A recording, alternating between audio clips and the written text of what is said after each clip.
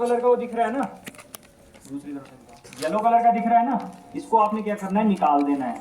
और फिर ये है, और फिर बाकी जो बचा हुआ है स्वीप। स्वीप क्या होता है? झाड़ू मारना, झाड़ू बोलते हैं ना। घर में झाड़ू लगाते हैं कि नहीं? झाड़ू कैसे लगाते हैं हम? ऐसे ना नीचे। तो वैसे ही जो आपकी फ्रंट नोजल है, नोजल से आपने उस आग के ऊपर क्या करना है, झाड़ू मारना है। ठीक है, इससे आपका जो है ये फायर एक्सटिंग्विशर आप इस्तेमाल कर लोगे। कर लोगे? कौन सा मेथड है? क्या होता है पास? पी से क्या होता है? Pull the pin. फिर ए से क्या होता है? Aim at the base of fire. फिर एस से क्या होता है? Squeeze the handle. और दूसरे एस से क्या होता है? स्वीप, मतलब झाड़ू की तरह उस आग के पास मारो। तो आपके स्कूल्स में भी होंगी, कभी अगर ऐसी आग लग जाए, या कहीं पेट्रोल पंप के ऊपर आप मान लो आप गाड़ी में अपने फादर मदर के साथ पेट्रोल भराने गए हो, या वहां आग लग जाए, तो आप क्या करोगे? क्या करोगे? पहले तो खुद की सेफ्टी देखनी है, राइट। फिर अगर आपको लगता है कि वो आग कंट्रोल्ड आग है, मतलब थोड़ी सी आग लगी है, बहुत ज़्यादा नहीं फैली है, तो ये जो फायर एक्सटिंग्विशर होते हैं ये छोटी आग को बुझाने के इस्तेमाल में आते हैं। ठीक है, बहुत बड़ी आग जो है क्या करेंगे, नहीं बुझा पाएंगे।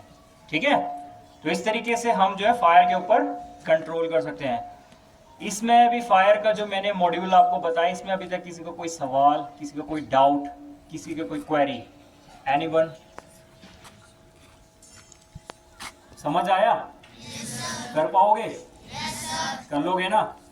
मेथड याद रखना है बस, फिर वो धीरे धीरे याद आ जाएगा। तो दो गर्ल्स, सबसे पहले +2 से आ जाओ, दो गर्ल्स वॉलंटियरली आ जाओ। वेरी गुड, अपने दोस्त को लिया, हाँ ठीक है, आ जाओ। अब ब्लड को कंट्रोल करने के लिए हमारे बॉडी में सबसे इंपॉर्टेंट क्या है?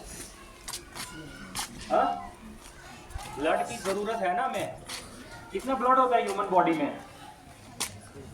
बेसिक साइंस है, कितने लीटर्स होता है? 5 to 6 लीटर, दैट्स करेक्ट। अगर 2 लीटर से ज्यादा खून बह गया तो क्या होगा? थोड़ी एक्सट्रीम कंडीशंस हो जाएंगी, आपको ब्लड को रोकना ही पड़ेगा, और अगर वो निकलता रहा तो क्या होगा? डेथ हो जाएगी। अब देखो, 4 तरीके होते हैं ब्लड को कंट्रोल करने के लिए। ठीक है, सबसे पहला होता है डायरेक्ट प्रेशर। मान लो यहाँ चोट लग गई है, जैसे मेरे रेस्क्यूअर है वो दिखाएंगे आपको। ठीक है, यहाँ चोट लग गई है, बेटा आप भी देखते रहना। ठीक है, मान लो आपकी किसी भी बॉडी में लग सकती है, लेकिन हम फिलहाल हाथ का इस्तेमाल कर रहे हैं कि हाँ हाथ में आपको चोट लगी। तो सबसे पहले क्या करते हैं आप? प्रेशर। उसमें एक रुमाल लेंगे, आपके पास अगर गेज पीस नहीं होगा, जैसे हमारे पास है ये, आपके पास रुमाल होगा, साफ कपड़ा होगा कोई सा भी, उसको उठाएंगे और उसको जहां से खून निकल रहा है वहां पे क्या करेंगे? डायरेक्ट प्रेशर, उसको बोलते हैं फर्स्ट मेथड डायरेक्ट प्रेशर।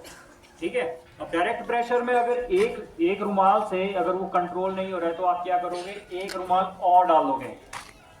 ठीक है, अब आप क्या करोगे? पहले वाले को हटाना है, हटाओगे क्या कि वो गंदा हो गया, उसमें खून लग गया, अब इसको हटा दो, दूसरा लगाते हैं?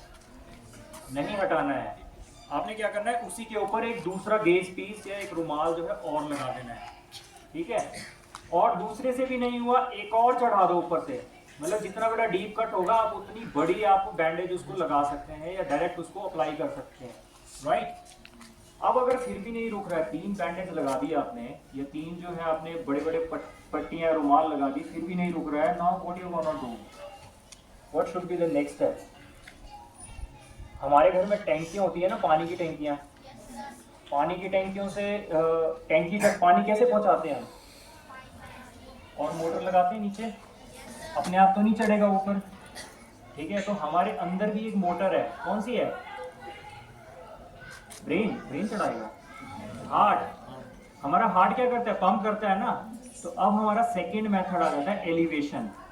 जहां पे चोट लगी है उसको आपने उठा देना है हार्ट लेवल के ऊपर। क्यों? क्योंकि हार्ट को जो जोर लगेगा ऊपर तक ब्लड पहुंचाने में, लगेगा? ऊपर पहुंच पाएगा अपने आप? टाइम लगेगा ना। इस तरीके से जो अगर लटका के रखेंगे तो क्या होगा? जल्दी निकलेगा। लेकिन इस तरीके से आप रेस कर दोगे तो क्या होगा? क्या होगा? थोड़ा कंट्रोल हो जाएगा। राइट। तो सेकंड मेथड है एलिवेशन। आप इनको गेज पीस दे दो, ठीक है। इस तरीके से चोट लगी है और उसको एलिवेट कर देना, हार्ट लेवल से ऊपर हो गया। YouTube पर हमारे चैनल को सब्सक्राइब करें और रेगुलर अपडेट के लिए बेल आइकन दबाएं।